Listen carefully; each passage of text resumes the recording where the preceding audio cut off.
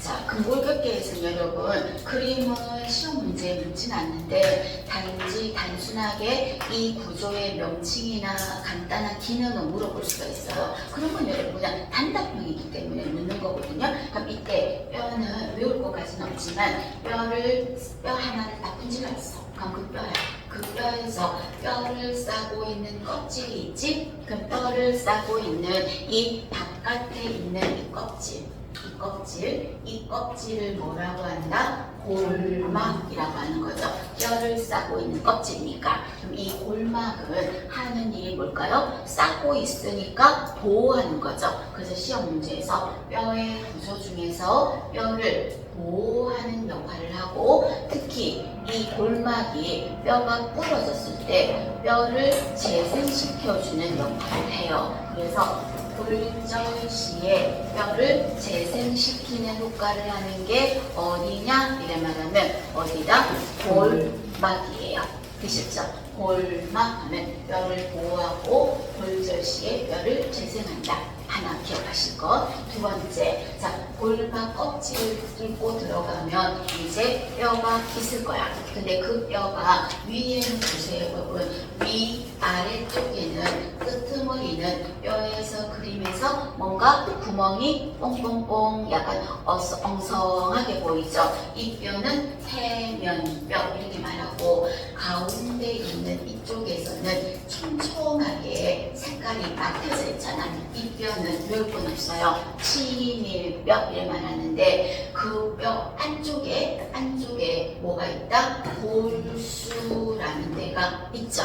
골수. 그럼 골수는 치즈 크러스트 피자 안에 있는 치즈처럼 뼈 안쪽에 있는 부분인데, 여기서 무슨 일을 하는 거예요? 혈구를 만들잖아.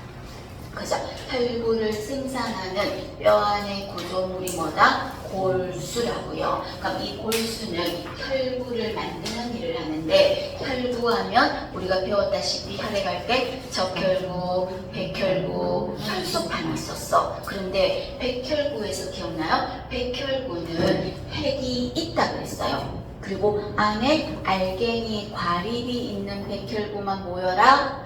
과립이 없는 백혈구만 모여라 그랬을 때, 과립이 없는 백혈구가 딱 두 가지가 있었는데, 그 두 가지가 림프구, 그리고 또 하나가 당핵구, 이렇게 두 가지가 있었어. 그런데 다 모든 혈구는 백혈구든 적혈구든 상관없이 골수에서 만드는데, 어떤 것만? 림프구, 요 녀석만 골수에서 안 만들어. 그래서 여기 림프구를 제외하고 모든 혈구를 만든다, 그 소리예요. 그럼 이 림프구는 얘는 어디서 만들까? 얘는 이름에서 림프구니까 림프절에서 만든다는 거. 얘 하나만, 림프구만 림프절에서 만들고요. 다른 거는 전부 다 어디서 만든다?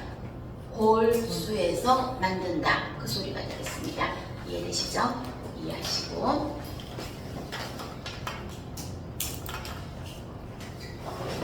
자, 다음 페이지 보시면 자, 첫 번째 줄은 뭐 그냥 넘어가고요. 네모 박스에 보시면 제가 흉골이라고 표시했어요. 네, 흉골은 복장뼈 적혀있는데, 복장뼈는 그렇게 신경 안 쓰셔도 되고 흉골이에요. 그럼 이름에서 흉골이니까 어디에 있는 것 같아?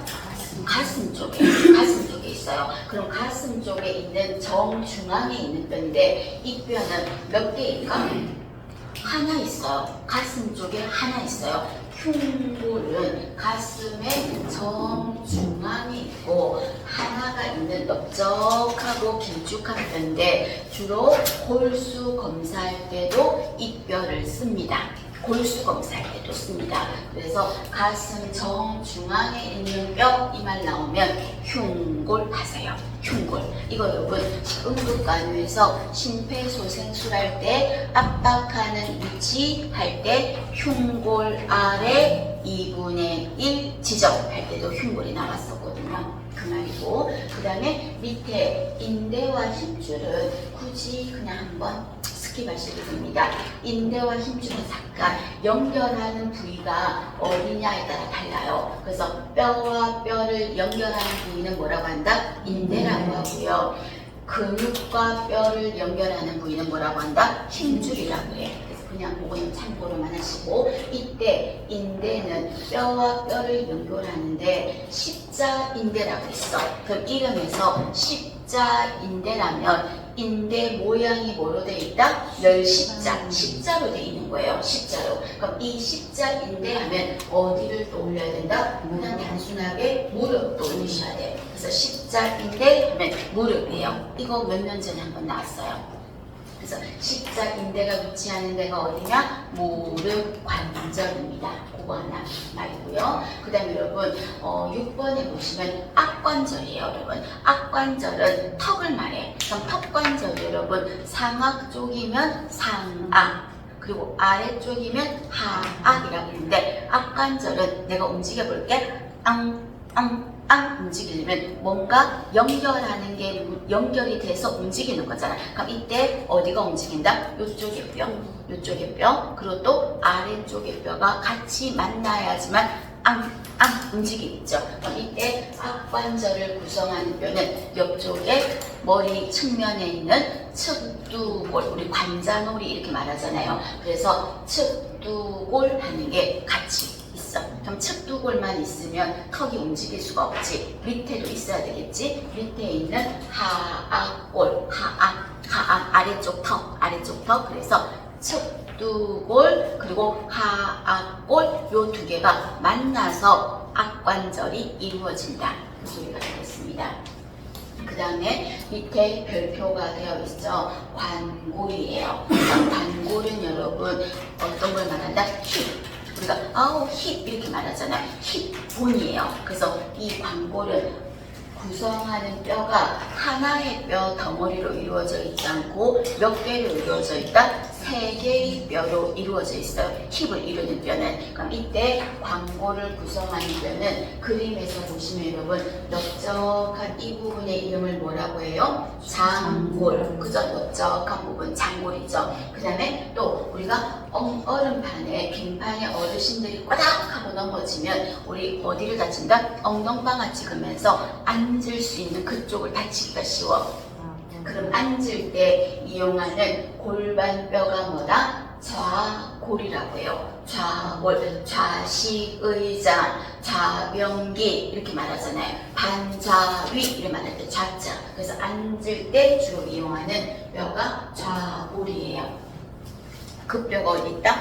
안쪽으로 있어요. 그래서 우리가 IM 근육 주사할 때 어디를 건드리면 안 돼? 좌골 신경을 건드리지 마라 하는 게 좌골뼈가 있는 안쪽에 IM을 하면 안 된다는 겁니다. 그죠? 그 다음에 세 번째 이루는 뼈가 뭐가 있다? 앞쪽에 있죠. 그럼 앞쪽에 딱 있는 이 뼈는 어때요? 부끄러워요. 가운데 딱 있으니까 이 뼈는 노출을 하는 게 부끄럽다고. 그래서 수치스러워 해서 치골 이렇게 외우시면 돼요. 그래서 결론 힙을 이루는 관골을 구성하는 뼈는 장골, 그 다음에 안쪽에 좌골, 그리고 앞쪽에 치골 해서 장골, 좌골, 치골 이 세 가지가 관골을 구성하는 뼈다 하는 거 단순하게 그래도 암기는 해두셔야 됩니다. 그 다음에 여러분 척추는 26개인데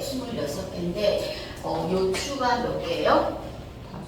허리 쪽에 척추가 몇 개요? 5개야. 5개야. 근데 이 5개가 척추뼈가 이렇게 있어. 척추뼈가 이렇게 있어요.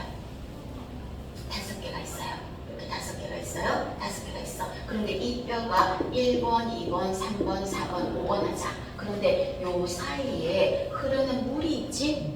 그럼 이 사이에 척추뼈 사이에 흐르는 물이 어디까지 흐르고 있다? 뇌까지. 왜? 뇌를 보호하려고. 그 흐르는 물을 뭐라 그래? 뇌척수액이라고 하잖아요. 그럼 이 뇌척수액을 내가 검사를 하고 싶으면 두개골을 열어서 할 필요가 없어. 그 물은 척추뼈 사이에도 있으니까. 그래서 그 척추뼈에 사이에 뼈와 뼈 사이에 바늘을 찔러서 천자를 내서 물을 검사를 할 거야. 그 검사가 여러분 우리 뭐라고 배웠어요? 요추천자라는 말 했죠. 그럼 이때 요추천자 할 때 뼈가 5개라고. 그럼 이때 요추천자 어느 뼈와 어느 뼈 사이에 해야 돼요? 어느 뼈 사이에 한다? 주로 3번과 4번 사이. 여기다가 바늘을 삽입해가지고 척추액을 뽑는 거예요. 그럼 이때 3번과 4번 사이 하는데 생각해봐요. 이걸 할 때 내가 똑바로 서 있다면 이 자세 폭으로 벌어져 있을 거야. 뼈 사이가. 그런데 이왕이면 요 공간이 넓어지면 내가 그 채취하기가 더 쉽잖아요. 그럼 이 부위를 넓게 만들 수 있는 방법은 뼈와 뼈 사이를 휘어지게 하면 되겠지. 그래서 요추천자 할 때는 등을 휘어줘서 이렇게 구부러지면, 새우처럼 구부러지면 요 사이 공간이 휘어지면서 넓어져. 그러면 천자하기가 더 쉽잖아요. 할 때 무슨 자세를 하자? 새우등을 하는 거지. 그래서 지금 기본 간호하고 있어요. 새우등을 하는 거야. 그럼 새우등을 해서 이쪽에 바늘을 넣어서 물을 뺐어. 검사 끝났어. 그럼 검사 끝나면 이 바늘을 빼겠죠? 그리고는 여기를 잠깐 살짝 눌러줘. 그 눌렀다가 빼. 왜냐하면 여기는 척추액인데 척추액은 여러분 색깔이 뭐야? 무색이야. 색이 없어. 그래서 피처럼 멀겋게 나오면 눈치채기가 쉬운데 그냥 무색이에요. 양도 안 많아요. 우리 몸의 척수액은 150cc밖에 안 되거든. 조금밖에 안 돼요. 전체가 다 흐르는 게. 그래서 이쪽에 바늘을 빼고 그냥 환자 그냥 좀 눌렀다가 뺐어요. 근데 이 환자가 이쪽에서 바늘 구멍으로 물이 조금씩 스며 나오고 있어. 근데 환자복이라는 게 헐렁하고 색깔도 없고 물의 양이 많지도 않은데 빠져나오면 모른다고. 근데 그 물이 조금씩 빠져나오면 내 몸에 있는 뇌척수액이 양이 줄어들어서 어떤 일이 생긴다? 암이 떨어져서 머리가 아파.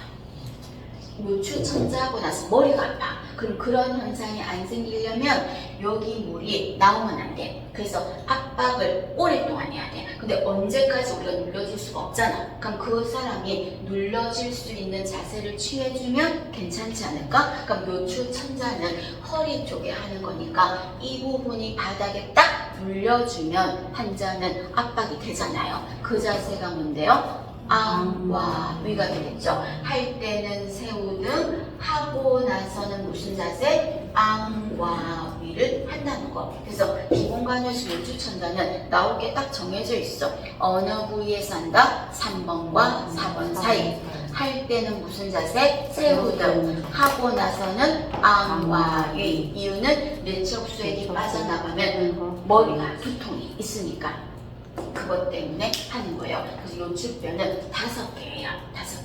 자, 근데 여러분 얼굴 들어보시면 그림에서 보셔도 되고요. 자, 척추뼈 그림에서 보세요, 여러분. 요게 척추뼈야. 그리고 얘도 척추뼈야. 근데 척추뼈가 이 두 개가 서로 붙어 있다면 어떤 일이 생길까? 안 되죠. 척추뼈가 두 개가 딱 들러붙어 있다면 여러분 걸을 때마다 그 충격을 어떻게 할 거야? 그죠? 그래서 척추뼈와 척추뼈 사이에는 여기에 뭔가가 하나 낑겨져 있어.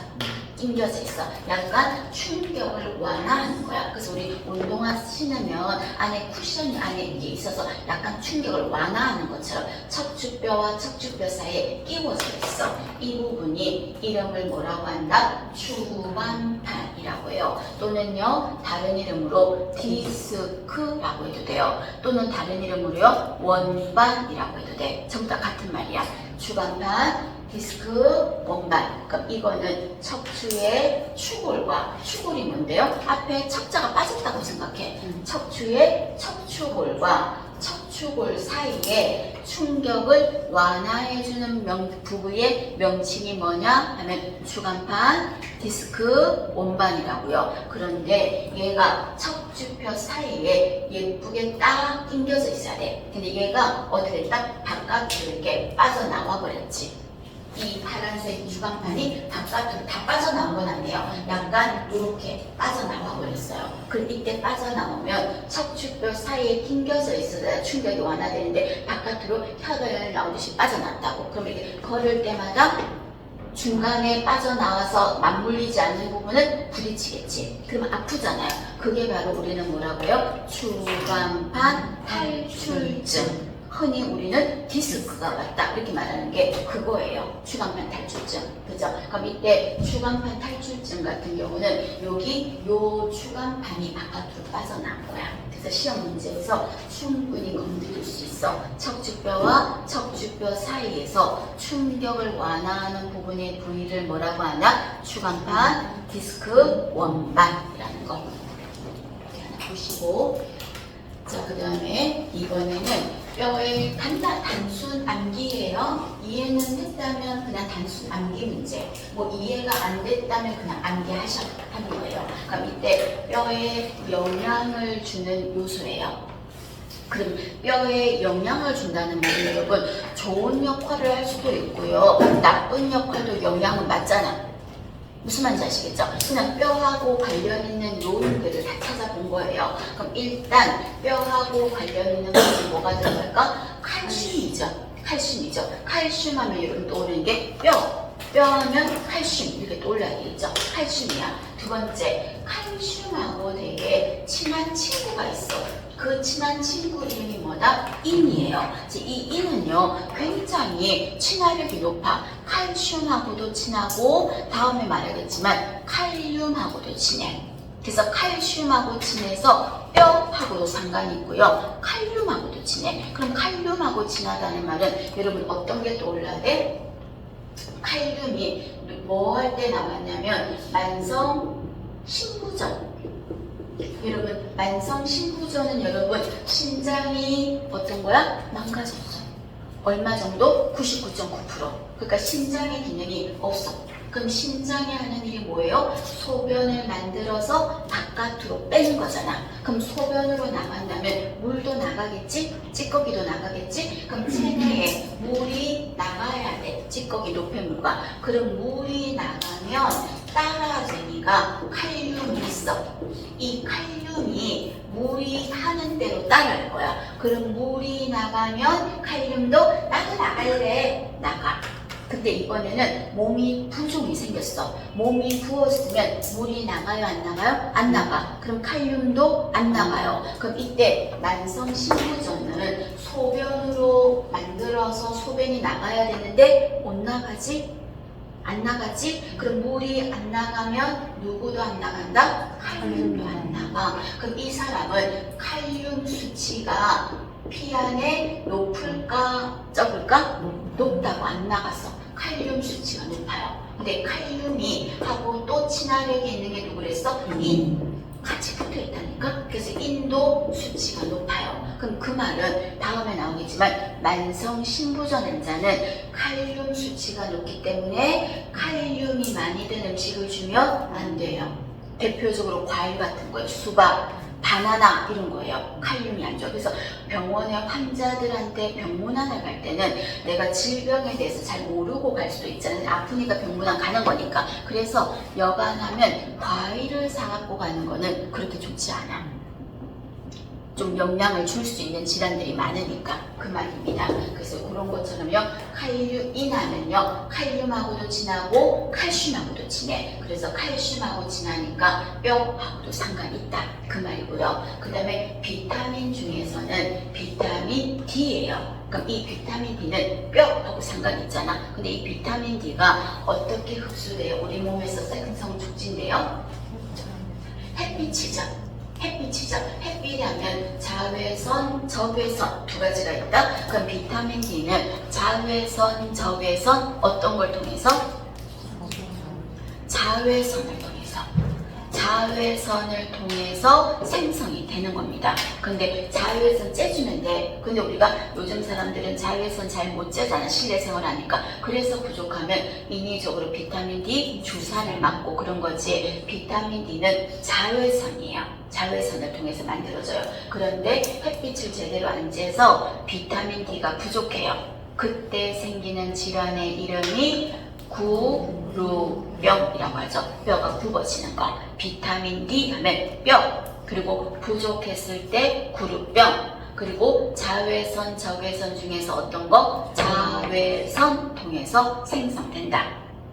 보시고, 그 다음에 네 번째는 갑상선 호르몬이에요. 자, 갑상선 호르몬은 여러분, 자, 인지 구조가 좀 어려운데 호르몬 쪽이 좀 어렵지 않나요? 암기해야 돼. 어느 정도는 암기해요. 우선 여러분 이해만 되면 끝나는 게 아니라 기본적으로 암기가 필요한데 갑상선에서 만들어지는 호르몬이 두 가지가 있잖아. 그 두 가지가 뒤에도 나오긴 하는데요. 타이록신이라는 게 있어. 또 하나가 칼시토닌이 만들어져요. 그러니까 안 외우면 안 된다니까? 어쨌든 외워야지. 타이록신과 칼시토닌이 만들어져요. 이 중에서 여러분 하나만 고르세요. 한 단문 뭘까? 하나만 고르세요 하면 타이록신이에요. 갑상선은 무조건 타이록신이에요. 이 타이록신이 내 몸의 대사, 보일러 돌려주는 일을 관여하거든. 그럼 이 갑상선 호르몬이 부족하죠. 그럼 갑상선 호르몬이 부족하다는 말은 뭐가 부족하다고 대표적으로 올려야 된다? 타이록신. 그럼 얘가 부족해. 그러면요, 갑상선 기능 저하는 굉장히 피곤해요. 보일러를 제대로 안 들어가서요, 몸이 너무 에너지가 안 생겨서 힘들어요. 그 에너지와 관련 있는 일을 하는 게 타이록신이에요. 타이록신. 그런데 얘가 메인이지만 하나 더 사이드로 칼시토닌이라는 것도 만들어지는데 얘가 어디에 관여한다? 칼시토닌은 이름에서 칼슘, 뭐가 떠오르죠? 뼈하고 상관있어.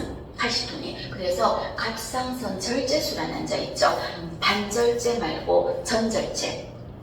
그럼 갑상선을 완전히 다 잘라내고 나서 일시적으로 초반에 적응되기까지 어떤 일이 생기냐면 이 호르몬도 부족하고, 그리고 좀 이따 나오지만 부갑상생하고도 좀 연관이 있어서요. 이 호르몬이 부족하니까 갑상선 수술한 환자가 갑자기 손가락이 막 이렇게 휘어.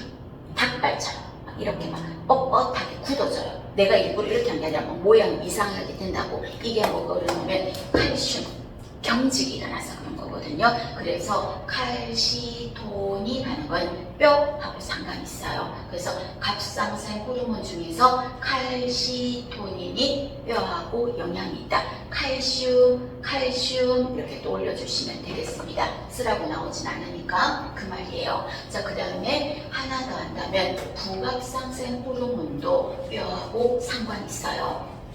자, 그럼 뭘 들어봐. 우리가 부갑상선은 어디 있어요? 부갑상선은 갑상선이 이렇게 나비 넥타이 하듯이 앞쪽에 있어.